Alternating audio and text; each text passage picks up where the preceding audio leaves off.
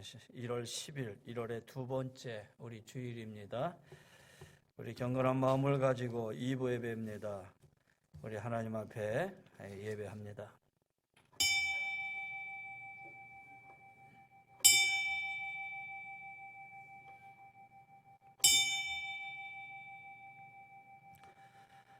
우리 유태호 장로님 나오셔서 우리를 대신해서 기도 인도해 주시겠습니다. 복된 주일 저희들을 택하사 예배당과 가정에서 은혜의 보좌 앞에 엎드려 예배드릴 수 있도록 인도하여 주시니 감사와 영광을 드립니다. 지난 한 주간 동안에 온전하지 못한 저희들이 죄와 허물을 용서하여 주시옵시고 주님이 기뻐하시는 영적인 열매를 더욱 알차게 맺을 수 있는 은혜를 허락하여 주시옵소서. 생명의 복음을 존중하며 순종하는 저희들 되게 하시고 어려운 시대이지만 소망을 갖고 좌로나 우로나 치우치지 않는 굳건한 믿음의 용사가 되게 하여 주시옵소서. 오늘도 삶의 무게에 지치고 병약하여 낙심 중에 있는 성도가 있습니다. 이 시간 주님의 말씀으로 위로받게 하시고 병든 자가 나음을 받는 치유의 역사가 일어나게 하시며 영육이 회복되는 은혜의 시간이 되게 하여 주시옵소서. 어려움과 설레는 한 마음으로 두려움과 설레는 마음으로 한 해를 시작하여 싸우니 계획하고 다짐한 모든 일들이 선하게 이루어지게 하시고 어려운 시대지만 주님이 주시는 능력으로 힘든 환경과 조건을 이길 수 있는 은혜제의 성도가 되게 하여 주시옵소서. 갈등과 대립 속에 있는 이 나라를 불쌍히 여겨 주시옵시기를 원합니다. 국민들은 극도의 이기주의에 정치는 당리당략과 사리사욕에 휩싸여 있는 이 나라가 소통하고 상생하는 평화의 나라, 힘들고 혼란한 시대 안정과 질서가 회복되는 나라가 되게 하여 주시옵소서. 모든 의정자들에게도 나라와 국민을 사랑하는 마음을 허락하여 주셔서 정의로운 정치가 이루어질 수 있도록 은혜를 허락하여 주시옵소서. 은혜제에게 온 성도들 평안하여 든든히 서가는 교회란 표어 아래 새로운 한 해를 힘차게 출발하여 싸우니 은혜제일교회 모든 지체들 만사가 형통하는 기쁨을 허락하여 주시옵시며 영적으로나 육적으로 더욱 깊이 있고 성숙되어가는 성도들 되게 하시고 어디에서나 전지전능하신 성령님의 도우심을 입고 승리하는 하나 되게 하여 주시옵소서. 이 시간도 말씀을 전하시는 목사님 영육간의 강건함을 주시고 성령으로 기름 부어 주셔서 선포되는 말씀마다 살아서 역사하는 능력의 말씀이 되게 하시고 하루하루 삶 속에 그 말씀 의지하고 실천하며 살아가는 성도가 되게 하여 주시옵소서. 예배 준비와 여러 가지 봉사로 수고하시는 모든 손길들 일일이 기억하여 주시고 그들이 수고가 헛되지 않도록 은혜를 허락하여 주시옵소서. 모든 것을 귀하신 예수님 이름으로 기도드리옵나이다. 아멘. 네, 오늘 하나님 말씀은 베드로전서 2장 18절부터 보겠습니다. 사한들아 범사에 두려워함으로 주인들에게 순종하되 선하고 관용하는 자들에게만 아니라 또한 까다로운 자들에게도 그리하라.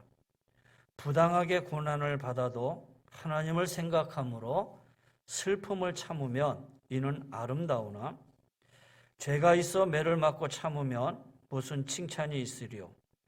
그러나 선을 행함으로 고난을 받고 참으면 이는 하나님 앞에 아름다우니라. 이를 위하여 너희가 부르심을 받았나니 그리스도도 너희를 위하여 고난을 받으사 너희에게 본을 끼쳐 그 자취를 따라오게 하려 하셨느니라. 아멘. 할렐루야. 하나님의 은혜가 함께 하시는 줄 믿습니다. 자, 오늘은 저희 고난에 관한 얘기를 좀 해보려고 합니다. 2021년도도 많은 사람들이 고난 가운데 있었고요. 사실 2021년도도 희망과 소망으로 우리가 출발을 했지만 여러분 고난이 또 고통의 아픔이 없을 것이다 라는 말은 할 수 없잖아요. 그러면 이 고난의 문제, 이 고통의 문제, 이 시련의 문제를 우리가 어떻게 받아들여야 되느냐라는 거예요. 그러기 전에 먼저 우리 그리스도인들은 이 고난의 문제를, 이 고난을 말 그대로 문제로 받아들이느냐 아니면은 숙제로 받아들이느냐 한번 이렇게 생각해 봤어요.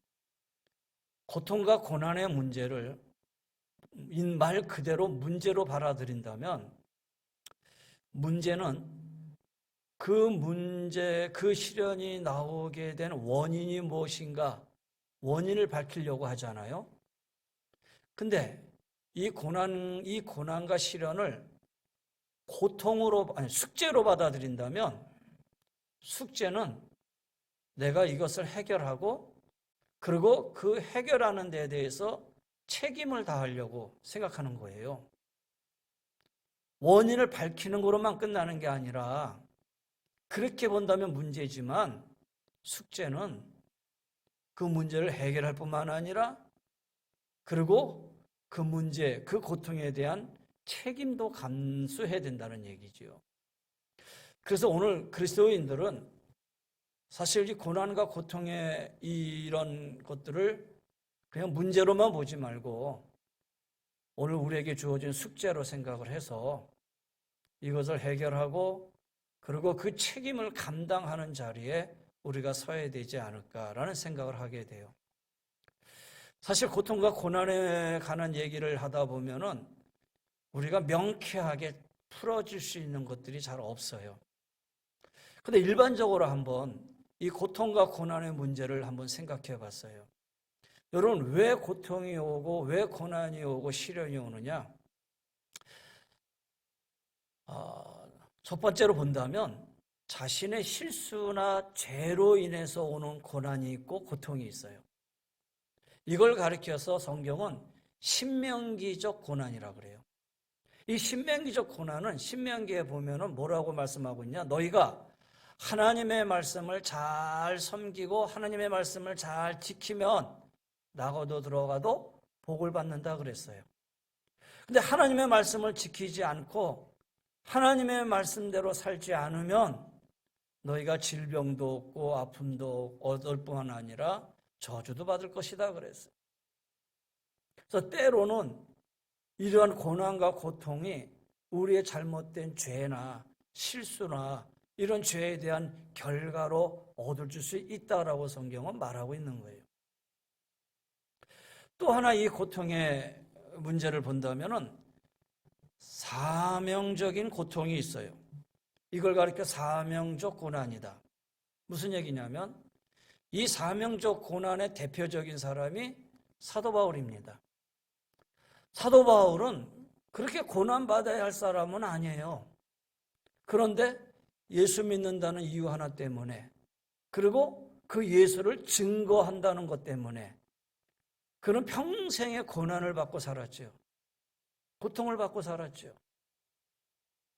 40에 하나 감암매를 5번이나 맞기도 하고 때로는 돌에 맞아 죽을 뻔한 일들이 수없이 많았고 바다 깊은 곳에 빠지서 고난을 당하는 경우도 있었고 여하튼 바울은 복음을 전한다는 이유 하나 때문에 그에게는 엄청난 고난과 시련을 겪어야만 됐다라는 거예요. 말씀드린 것처럼 복음 전하지 않으면 바울이 그렇게 고난받을 이유가 없었단 말이에요. 근데 바울은 이렇게 고백을 하지요. 주 예수께 받은 사명 곧 하나님의 은혜의 복음을 전하는 일을 마치려 하면은 자신의 생명을 조금 더 귀한 것으로 여기지 아니하겠다라는 그런 고백도 해요. 그러니까 우리가 사명의 길을 갈 때는 고난이 있다라는 거예요. 목회자로서의 길에 고난 없는 길이 어디 있겠습니까? 또 장로님, 권사님, 집사님으로서 살아가는 데 있어서 어려움과 고통이 없다고 어떻게 얘기할 수 있습니까? 우리가 이 땅에서 그리스도인으로 살아가는 데 있어서는 반드시 고난이 오게 돼 있어요. 왜? 다른 이유 필요 없는 거예요. 그냥 그리스도인이라는 그 하나 때문에 고난받는 거예요. 이걸 가리켜 사명적 고난이다라는 거예요. 역사 이래로 그리스도인들이 이 땅에 사는 데 있어 그리스도인들을 그렇게 좋은 눈으로 바라보지는 않았잖아요. 그 사명적 고난이에요. 또 어떤 고난이 있느냐 하면 훈련을 위한 고난이 있어요. 이 훈련을 위한 고난, 연단에게서 오는 그런 고난과 시련이지요. 우리가 고난이 시작될 때에 그 이유를 알 수는 없지만은 그 고난을 잘 이겨내면은 어느새 나는 강한 신앙인으로 서 있게 되는 거예요. 여러분, 군사가 아주 힘든 훈련을 받고 나서야 강한 군사가 될 수가 있잖아요. 그래서 때로는 그리스도인답게 하기 위해서 이 고난을 통해서 강한 군사로, 영적인 군사로, 신앙인으로 서게 하기 위한 훈련, 고난이 있다는 얘기죠. 그래서 베드로전서 4장에 베드로는 이렇게 얘기하죠. 사랑하는 자들아, 너희를 연단하려고 오는 불시험을 이상한 일 당하는 같이 이상히 여기지 말고 오히려 너희가 그리스도의 고난에 참여하는 것으로 즐거워하라. 이는 그의 영광을 나타내실 때 너희로 즐거워하고 기뻐하게 하려 함이니라. 그때로 그리스도인들이 고난을 당할 때는 하나님이 나를 연단하기 위함이구나. 하나님이 나를 좀 더 성숙한 그리스도인으로 만들기 위함이구나. 그렇게 생각을 하고 이 고난을 받아들이고 성숙해 하는 그런 기회로 우리가 나아가야겠죠. 그런데 네 번째, 우리가 고난을 또 하나 생각해 본다면 이유를 알 수 없는 고난이 있어요. 아무리 그 이유를 봐도, 다시 말해서 우리의 이성과 논리로 아무리 설명을 해봐도 왜 고난이 있는지를 모르겠는 거예요. 여러분, 이유 없이 고난당한 사람이 성경에 대표적으로 누굴 얘기하냐면 욥을 얘기하잖아요. 여러분, 욥은 고난받을 만한 일을 한 사람이 아니에요. 동방에 의로운 사람이에요. 하나님이 그를 의롭다라고 인정까지 해줬어요. 근데 하루는 마귀가 와서 하나님, 제가 저 사람을 한번 시험해봐도 되겠습니까? 그랬더니 하나님이 그래, 시험해봐라. 여러분, 아무런 연고가 없어요. 이유가 없어요. 하나님이 그냥 마귀에게 그래, 시험해봐라. 그냥 그 고난 속에 그냥 하나님이 밀어넣으신 거예요. 근데 그 고난 속에서 이 욥은 하루아침에 재산을 다 잃어버리죠. 자녀들이 다 죽죠. 자신의 몸에 질병이 걸리죠. 이유를 모르잖아요. 여러분, 욥기서에 그 욥의 고난을 뚜렷하게 뭐라고 얘기하지 않잖아요. 때로 우리의 고난이 이런 고난일 수 있다는 거예요. 그러나 그 고난한 가운데서도 분명히 하나님의 섭리와 뜻이 있으리라는 믿음의 눈으로 그것을 바라보고 재해석하려고 해도 이해가 되지 않는 경우도 있거든요. 그러나 그때 우리 그리스도인들은 이거는 말도 안 되는 거야, 이렇게 생각하고 그냥 지나가는 게 아니라 우리의 머리와 지성과 우리의 이성으로 도저히 이해할 수는 없다 하더라도 거기에는 분명히 하나님의 섭리와 계획이 있을 것이라고 하는 믿음이 우리 안에 자리 잡고 있어요. 그래서 때로는 이해할 수 없는 고난이라 하더라도 거기에는 하나님의 뜻이 있다라는 이 믿음으로 그 고난을 감내하고 그리고 우리가 받아들이고 나가죠. 그리고 우리의 삶을 전적으로 하나님 앞에 의탁을 하잖아요. 그런데 오늘 본문에 여기 또 하나의 고난과 시련이 있어요. 제가 오늘 왜 고난과 시련에 관한 얘기를 하냐면 병원에 있는 우리 장재광 집사님 찾아가서 기도할 때 장 집사님이 목사님, 나한테 왜 이 고난이 있고 왜 시련이 있어 있고 왜 아픔이 있어야 됩니까? 그렇게 묻길래 뭐라고 대답을 해야 되나요? 그 상황 속에서 죽음의 생사를 오가고 있는 그런 상황 속에서 그 고난과 시련을 뭐라고 얘기를 해야 되느냐를. 그래서 한번 생각해 봤던 거예요. 그래서 우리가 고난을 생각해 보면 이렇게 죄로 인해서 자신의 잘못으로 인해서 얻어지는 신명기적 고난이 있는가 하면은 내가 그리스도인으로 산다는 것, 내가 목사로 산다는 것, 성도로 산다는 것, 집사와 장로님으로 산다는 것 때문에 받는 사명적 고난도 있고요. 때로는 그 원인을 우리가 알 수가 없는 그 이유가 뭔지도 몰라요. 근데도 거기는 하나님의 뜻과 섭리가 있을 것이라고 하는 믿음 하나로 이 고난을 받아들이고 하나님께 의탁하는 그런 믿음으로 살고요. 또 분명한 것은 하나님이 우리를 훈련시키기 위해서 좀 더 성숙한 그리스도인으로서 이 땅을 이기며 살아가기 위해서 하나님이 나에게 주시는 훈련적 고난과 고통도 있다라는 거예요. 그런데 오늘 성경에 보니까 이 고난 말고 또 다른 고난도 있더라는 거예요. 그 고난의 문제가 오늘 본문의 문제예요. 이유예요. 자, 어떻게 보면 오늘 우리의 시대의 눈으로 이 본문을 보면은 이해할 수 없는 말씀이에요. 여러분 보세요. 베드로 사도가 이 말씀을 주신 대상이 18절에 사한들이에요. 사한들아 범사의 두려움으로 주인들에게 순종하되 이렇게 시작을 하고 있거든요. 근데 이 사한은 종하고는 달라요. 종은 말 그대로 노예지요. 주인의 소유에 의해서 자유가 없는 사람들이 노예예요. 종이에요. 근데 여기서 말하는 이 사한은 종보다는 조금 자유로운 사람들, 주인이라고 불리는 사람의 그 아래 수하에서 일은 하지만은 종과 같이 자유로 완전히 박탈당한 사람이 아니라 주인의 권위 아래서 주인의 집안의 일을 돌봐주는 사람들, 그러면서 삭슬 받는 사람들이에요. 그게 사한이에요. 그렇다면 요즘에 우리의 상황 속에서 이 말씀을 재해석해 본다면 사한들아 라고 얘기했을 때 이 사한은 직장 안에서의 직장인들을 말할 수도 있겠죠. 쉽게 말해서 직장의 주인이 있잖아, 사장이 있잖아요. 그리고 그 밑에서 우리가 일을 하잖아요. 사한들이죠. 직장인들이죠. 또 가게에서 일하는 점원들이 있고요. 또 아르바이트생들도 있잖아요. 이런 사람들 다 사한들이죠. 그런데 오늘 성경은 이런 사한들을 향해서 뭐라고 얘기했냐면 범사의 두려움으로 주인에게 순종하라 그랬어요. 범사의 두려움으로 주인들에게 순종하되, 그 다음 보세요.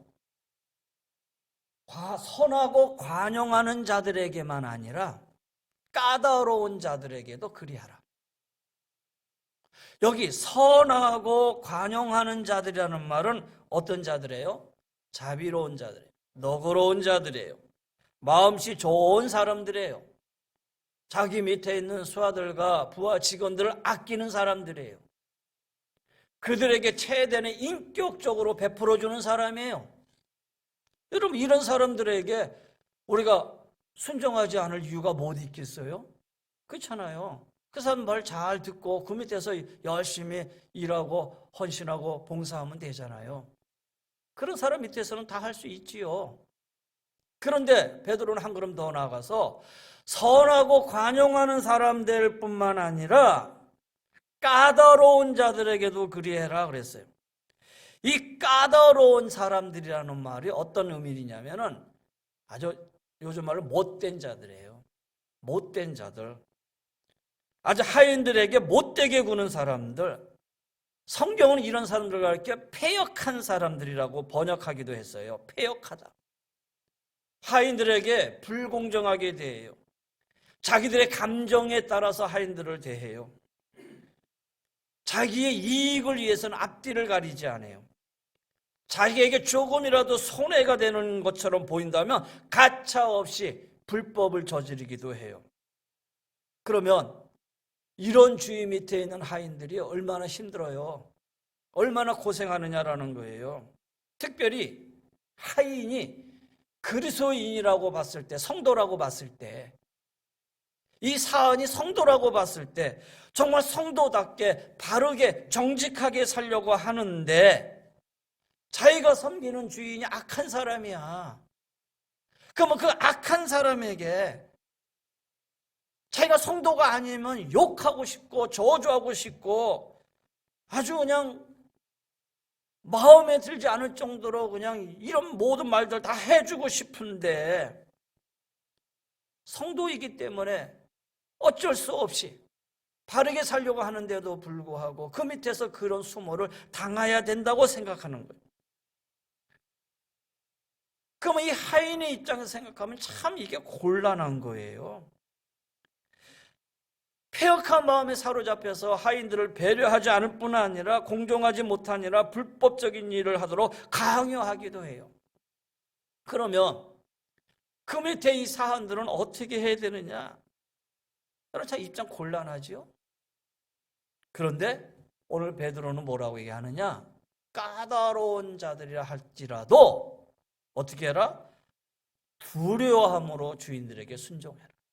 근데 여기 여러분 이 두렵다라는 이 단어가 그 17절에 나오잖아요. 그 17절 위에 보면은 하나님을 두려워하며 왕을 존대하라 했을 때 하나님을 두려워하는 이 두려운 단어랑 똑같이 쓰고 있어요. 그러니까 아무리 까다로운 패역한 주인이라 하더라도 하나님을 두려워하는 마음으로 그 주인에게 순종하라라는 거예요. 패역한 주인으로서 도저히 공경하거나 순종하고 싶지 않는 주인이라 하더라도 하나님을 섬기는 마음으로 그 주인에게 순종하라. 하나님을 대하듯이 그 주인을 대하라. 여러분, 지금 오늘의 이 시대에 이런 사고를 가지고 오늘의 사고를 가지고 이 본문을 생각한다면 여러분 이 말이 참 부당한 요구 아닙니까? 부당한 요구예요. 어떻게 그런 주인을 하나님 공경하고 두려워하는 마음처럼 순종할 수 있겠느냐? 아니 좀 까탈스러운 거는 견딜 수 있을 줄 모르지만 불법을 행하는 자, 그 마음 자체가 패역한 자인데 그 마음 자체가 패역하고 있는 그 주인을 향해서 어떻게 하나님을 두려워하는 것처럼 순종할 수 있느냐? 그런데 하나님이 그렇게 하라고 말씀하셔요. 그러면서 그런 주인에게 부당한 대우를 받고 이유 없는 고난을 받는다 하더라도 항거하거나 그 집에서 도망칠 생각을 하지 말고 하나님을 생각함으로 슬픔을 참으라. 근데 오늘 본문을 보면요 19절 열어주세요. 슬픔을 참으면 이는 아름다운 것이니라. 20절 말씀 보세요. 맨 마지막에 고난을 참고 고난을 받고 참으면 이는 하나님 앞에 아름다운 것이다. 19절에도 그런 가운데서도 참으면 아름답다. 그런 가운데서도 섬기면 아름답다. 이렇게 아름답다는 말을 쓰고 있거든요. 이 아름답다는 말은 헬라어로 카리스인데 이 카리스는 말 그대로 은혜예요. 은혜. 그러면 이 19절과 20절을 이렇게 해석해 보면 이렇게 돼요. 부당하게 고난을 받아도 하나님을 생각함으로 슬픔을 참으면 이는 은혜로운 것이다. 선을 행함으로 고난을 받고 참으면 이는 하나님 앞에 은혜로운 것이다. 은혜는 하나님이 거저 주시는 선물이잖아요. 부당하게 고난을 받아도 하나님을 생각함으로 슬픔을 참으면 하나님께서 우리에게 은혜를 선물로 주신다. 여러분, 이번 주를 지내면서 우리 기독교계에 아주 큰 이슈가 하나 있었어요. 그 이슈는 뭐냐면 요즘 이제 2.5단계니까 방송 설교와 20명 내에 예배를 드려야 된다. 그러니까 교계가 그걸 받아들여서 잘 지켜왔어요. 근데 이게 1주, 2주도 아니고 계속 이어지다 보니까 아니 50% 예배드려라, 30% 예배드려라, 그러다가 2.5단계가 되니 갑자기 20명 드려라. 그러면 100명도 20명, 200명도 20명, 1000명도 20명, 10,000명도 20명. 아니, 우리 교회는 20명, 뭐, 좋아요. 뭐, 10분의 1이라고 생각을 하지요. 그러면, 만약에 1,000명, 2,000명, 5,000명 모이는 대교회에서 20명이면, 이거 어떡하냐. 그러다 보니까는, 부산의 세계력교회 손현보 목사님이, 지난주에 우리는 대면 예배 드리겠다. 그 대신 철저하게 방역을 지키고 예배를 드리겠다. 이렇게 선언을 하지요. 그럼 정부에서는 만약에 정부대로 따르지 않으면 1차 경고, 2차 경고, 3차 경고, 그러다가 그 말 안 들으면 20일 폐쇄, 30일 폐쇄, 그러다가 안 들으면 교회 폐쇄. 이렇게 나가는 거예요. 그러면 교회를 폐쇄한다? 이거 손현보 목사님이 그래 그러면 교회 한번 폐쇄 한번 해봐라.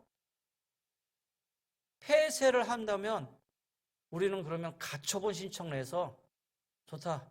어떤 재판관이 어떤 판단을 내릴지는 모르겠지만 한번 재판 한번 받아보자. 폐쇄해라. 대법관을 지냈던 안창호 대법관을 지낸 안창호 변호사로 우리 당에서는 선정했다. 그래서 그분을 변호사로 임명하고 이제 우리는 폐쇄가 내려오면 바로 가처분 신청하겠다. 이렇게 선언을 했어요. 그러면서 혹시 내 말에 마음이 좀 불편한 분들은 다른 교회 가셔도 좋다. 다른 교회 가셔서 신앙생활 잘 하십시오. 그렇게 권면하더라고요. 이게 오늘 기독교 내 이슈가 됐지요. 그래서 막 일주일 내내 이제 그런 문제들이 기독교 그다음 방송에, 그다음에 또 유튜브에, 뭐 신문에, 뭐 또 지지자들이 모여서도 지지한다 그러고 막 그래요. 근데 그 방송에 나와서 쭉 댓글 달아놓은 걸 보니까 물론 기독교인들은 지지합니다. 목사님 힘내십시오. 자, 이럴 때 우리가 이렇게 하나가 돼야 됩니다. 뭐 좋은 말도 있는데 반면에 그거 봐라. 교회나 신천지나 뭐 다르냐. 이 땅의 교회는 다 사라져야 된다. 역시 기독교는 기독교다. 그러면서 또 부정적인 것이 엄청 많이 달려요. 일반 기독교 방송이 아닌 일반 방송에서는 그 부분만 딱 따가지고 와가지고 마치 교회가 불법을 행하는 것처럼 막 오도해서도 나가지요. 그런 걸 보면서 참 안타깝지요. 참 많은 생각을 하게 만들었어요. 많은 생각. 또 한 가지 정인이 사건. 어린아이를 데려다가 입양을 해다가 잘 키워야지. 참 잘못한 거잖아요. 이런 일이 일어나면 안 되잖아요. 그 일을 보면 참 가슴이 아프고 어떻게 이런 일들이. 근데 문제는 그다. 그 양육한 그 자녀가 입양한 그 자녀의 아버지가 목사더라. 그러면서 또 잘못한 건 잘못한 거죠. 근데 어떻게 목사의 자녀가 그럴 수 있느냐.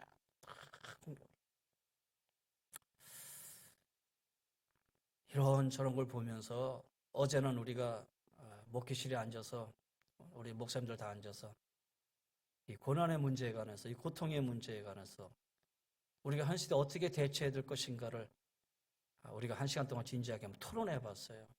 여러 생각들이 다 달라요. 그러면서 이 고통과 고난의 문제를 여러 가지로 한번 찾아본 거예요. 죄로 인한 거, 자신의 잘못으로 인한 거, 하나님의 사명적인 고난, 그 다음에 성숙한 신앙으로 서기 위한 고난, 도무지 알 수 없는 고난. 그런데 오늘 보니까 또 하나의 고난이 있어요. 너희가 부당하게 이런 일을 당해도 어떻게 해라? 하나님을 대하는 마음으로 주인에게 순종하라. 이거는 아름다운 일이다. 그것이 하나님의 은혜다. 여러분, 기독교의 역사를 보면은 6.25 때나 아니면 일제 시대나 우리 기독교가 정말 앞장서서 나라 민족을 위해서 먼저 서서 싸우기도 하고 또 믿음의 성도들 기도하기도 하고 예배를 못 드리게 할 때에 지하에 들어가서 정말 목숨을 각오해서 예배 드리고 그러면서 이 한민족의 큰 현대사를 여기까지 이끌어왔고 7, 80년대에 하나님의 부흥을 주셔서 교회가 성장을 했고 지금도 교회가 곳곳에서 이름도 빛도 없이 헌신하고 봉사하는 일들이 얼마나 많은지 모릅니다. 우리 한국 선교신문, 우리 기독교에 대한 선교신문의 뒷면을 보더라도 뒷면에 보면은 이번에는 어느 교회에서 어느 교회에서 어디에다가 봉사했고 어디에다가 또 구제금 갖다 줬고 어디를 봉사했고 쫙 나와요. 사실 우리 교회는 나는 신문도 안 내요. 그 신문 내서 그 조그맣고 뭐 이렇게 좀 쑥스럽기도 하고. 근데 그런 거 보면은 한국 교회가 이 사회에서 정말 얼마나 많은 일을 하고 있는지 몰라요. 근데 그런 거는 하나도 안 나오죠. 하나도 안 나오죠. 그럼에도 불구하고 조금만 뭐가 잘못되면 막 쏟아. 요즘은 교회뿐만 아니라 요즘은 이제는 뭐 노래방 주인들이나 아니면 체육관 주인들도 요즘 나와서 막 불공평하다, 부당하다. 그렇죠. 보니까 너무 부당한 거. 이게 형평성이 없는 거예요. 그렇잖아요. 형평성이 안 맞잖아. 아니 20% 되면 10% 정도 5,000명 되는 교회 그래도 500명은 예배 드리게 해야지. 철저하게. 그렇잖아요. 아니 3단계가 가지고 셧다운 시켜버리면 그때는 모든 게 다 셧다운 되니까 그때는 예배 드리면 안 되죠. 온라인으로 해서 우리가 정부 방역에 협조해야 되죠. 그런데 이런 부당한 상황 속에서 어떻게 해야 될까? 참 생각이 많고 안타까운 거예요, 마음이. 그러면서 이런 생각을 해본 거예요. 그렇지. 예수님의 고난을 생각해 봤어요. 예수님께서 고난 받으셨는데 여러분 예수님의 고난은 어떤 고난이에요? 예수님의 고난이 죄로 인한 고난 아니잖아요. 예수님이 뭐 훈련받아서 성숙하기 위한 고난 아니잖아요. 예수님이 무슨 사명적 고난 가지고 이 땅에 오신 것, 물론 구원하기 위해서 오셨지만 하나님의 아들이 우리가 갖는 그런 사명적 고난하고는 다른 거잖아요. 예수님의 고난을 보면은 예수님 자신 자체가 너무 부당한 고난이에요. 예수님을 십자가에 못 박아 죽인 사람들이 누구냐면 대제사장, 서기관, 바리새인, 종교 지도자래요. 당시 이스라엘 사회에서 가장 존경받는 사내들인 공회원들이에요. 예수님을 죽이려고 해서 어떻게 했냐면 죽일 기회를 엿보고 있다가 예수님이 제자 하나를 스스로 꼬셔가지고 은 30냥에 예수를 팔아서 그냥 자기 붙잡아가지고 밤중에 데리고 가가지고 재판을 열어요. 여러분 재판은 낮에 해야지 밤에 합니까? 밤에 하는 재판은 정당하지 못하다는 재판이에요. 그거는 불법적인 재판이라는 거예요. 예수님 재판 자체가 불법적인 재판이었다는 거예요. 그 자기들의 힘으로 예수를 십자가에 죽일 수 없으니까 백성들을 선동을 해가지고 빌라도 총독 앞에서 예수를 십자가에 못 박아라 선동을 해요. 결국 예수님이 죽으셨어요. 죄가 없으신 분이 죽었어요. 빌라도는 마지막 손을 트면서 내가 보니 이 사람은 죄가 없는 자로다. 백부장은 내가 보니 이는 하나님의 아들이었도다. 나중에는 그렇게 고백을 해요. 여러분, 천지를 창조하신 분이 피조물인 인간에게 채찍을 맞으시고 침뱉음을 당하시고 그런 가운데서도 주님은 한마디 말씀도 안 하셔요. 한마디 억울하다는 말도 안 하셔요. 이거 잘못된 것이다라고 선언하지도 않아요. 너희가 왜 이렇게 하느냐라고 잘못된 것을 바로 잡으려고 애쓰시 분지도 않으셨어요. 그냥 다 받으셨어요. 여러분, 우리가 지금 받는 고난의 이유가 바로 이 5번째 여기에 있다라고 생각을 해요. 예수님께서 당신 자신이 지으신 죄로 고난받으신 것이 아니잖아요. 주님은 죄가 없으신 분이잖아요. 성숙한 믿음을 위해서 연단과 훈련을 위해서 고난받는 것도 아니시잖아요. 이유를 알 수 없는 애매한 고난도 아니잖아요. 단지 우리를 위해서 고난을 받으시고 죽으셨어요. 죄로 인해 죽어야만 우리를 대신했다라는 거예요.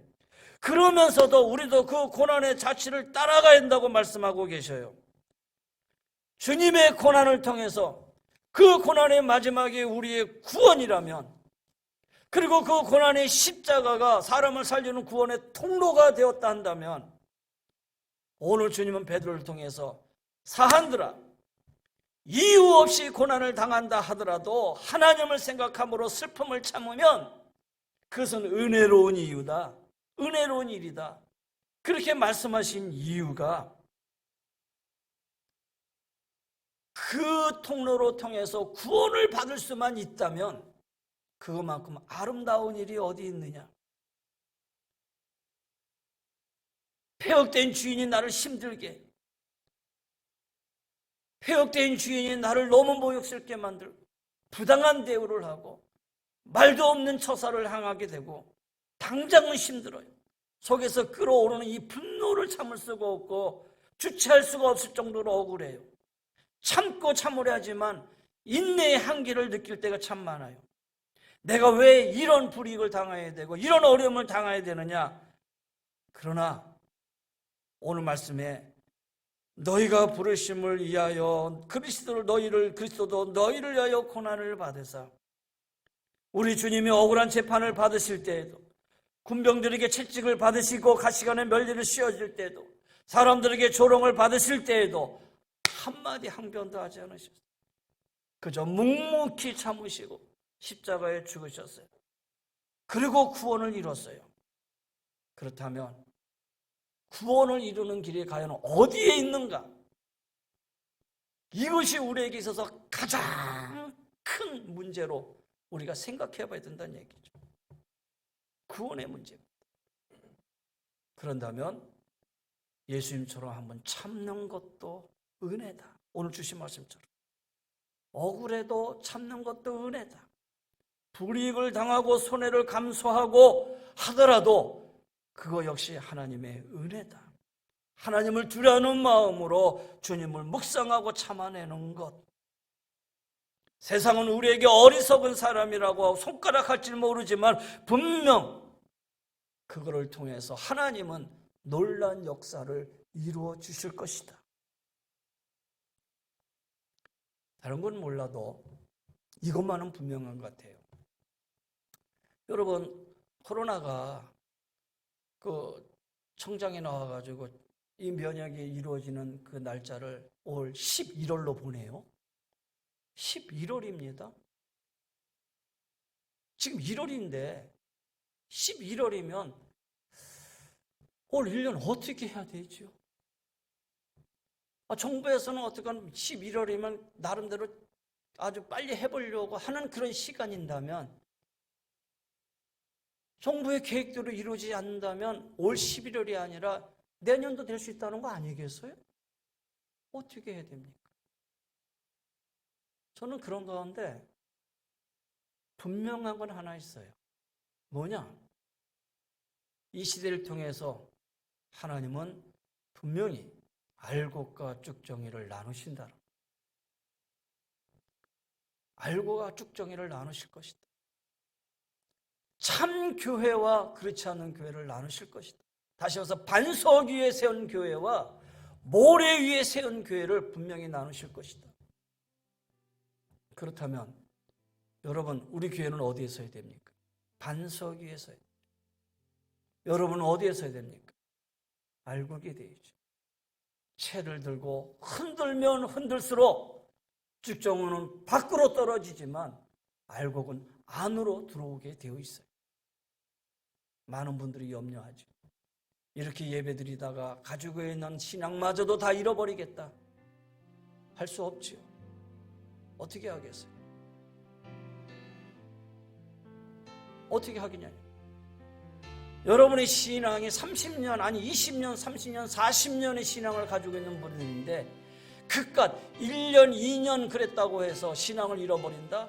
그러면 3, 40년의 신앙이 뭐예요? 10분의 1도 안 되는데. 성경학자들은 얘기합니다. 30%는 한국교회가 떨어질 것이다. 그건 나중에 또 봐야 되겠지만은 여러분 그래요. 닭과 독수리는 위험한 순간을 당할 때 전혀 다른 반응을 보인다고 그래요. 폭풍과 모라면 닭은 몸을 움츠리고 날개를 묻은 채 숨지만 독수리는 거대한 날개를 활짝 펴서 태풍에 몸을 싣고 유유히 날아서 안전한 곳으로 날아간다 그래요. 우리 자신을 숨는 것이 아니라 오히려 눈을 떠서 이때에 더 당당한 모습으로 하나님 앞에 가까이 나아갈 수 있는, 그래서 이런 어려움과 고난과 아픔 속에서 그리스도의 고난을 한번 기억하고 인내하고 참고 견뎌낼 수 있는 그런 때가 지금 이 때가 아닌가 그런 생각을 하게 돼요. 한번 결론을 내보려고 그래요. 여러분, 낮에도 하늘엔 별이 떠 있지요? 밝기 때문에 안 보이는 거잖아요. 그런데 캄캄한 밤이 되면 하늘에 초롱초롱한 별이 보이게 돼요. 평안할 때는 몰라요. 그런데 어두워지니까 하늘의 별을 더 또렷이 볼 수 있는 것처럼 오늘 한국교회가, 오늘 믿음의 성도들이 당하는 이 고난은 오히려 하늘의 별을, 우리 하나님을 더 뜨겁게 잡고 바라보고 기도하러 나가라고 하는 우리 하나님의 사인인 줄 믿고 우리 흔들림이 없는 믿음의 성도 되시길 바랍니다. 이런저런 얘기들이 많이 있지만 말로 한다고 해서 풀어질 문제가 아니에요. 뭐 으쌰으쌰 한다고 해서 풀어질 문제가 아니에요. 오늘 그리스도인들은 부당한 고난 가운데서도, 아주 부당하게 고난을 받는다 해도 하나님을 생각함으로 슬픔을 참으면 하나님의 은혜인 것처럼 그리스도의 고난을 바라보면서 우리 여기 장로님들, 우리 권사님들, 우리 방송을 보고 있는 모든 분들, 특히 방송 안에서 교회 안간이 편하다 이렇게 생각하지 마시고 있는 그곳에서 고난 속에서 주님의 십자가를 더 바라보며 나갈 수 있는 우리 사랑하는 귀한 성도님들 다 되시기를 주의 이름으로 간절히 권면하며 축원합니다. 기도하십시다. 이젠 우리 주 예수 그리스도의 은혜와 우리 하나님의 그 무한하신 사랑하심과 성령님의 감화감동 별료 인도 충만하여 주심이 부당한 고난 가운데서도 그리스도의 고난을 바라보면서 참고 인내하며 구원의 통로로 만들기를 원하는 우리 사랑하는 귀한 성도님들의 가정 위에, 삶의 터전 위에, 우리 모두 위에, 방송으로 함께하고 있는 우리 성도님들 위에, 이제 한국교회와 우리 은혜제일교회 공동체 위에 이제부터 영원히 항상 함께하여 주시기를 간절히 축원하옵나이다. 아멘.